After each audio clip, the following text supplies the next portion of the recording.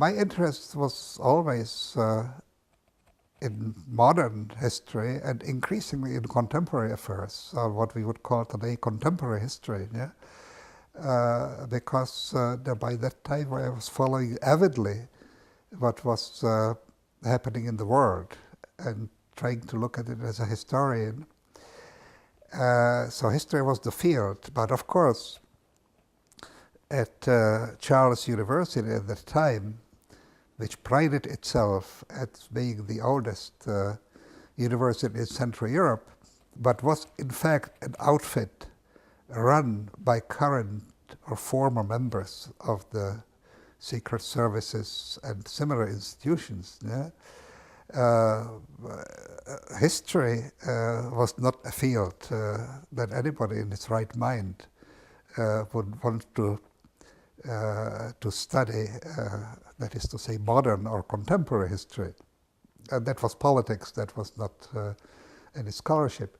The only part of history that that could be studied seriously, although in a rather old-fashioned way, was medieval history.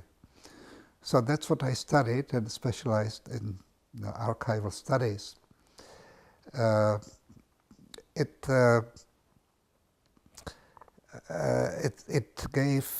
gave me what one would call the solid background, but it was a very old-fashioned background. It was the way history was studied back in the 19th century, when what mattered was, well,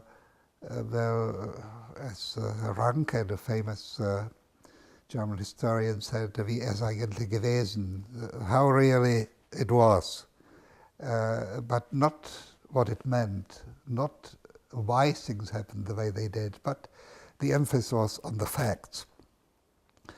So that was the kind of medieval history that I studied, and I think it prepared me in some way for what I was what I was to do later. Of course, in the Middle Ages, there was very limited amount of written history. Yeah? One had to do with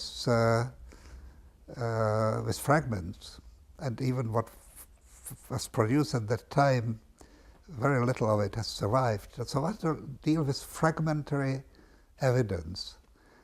And later on, when I tried to study contemporary history at a time when the archives were still closed, or most of them, yeah, and what had to do with the fragments, the methodology, I realized, was not all that different.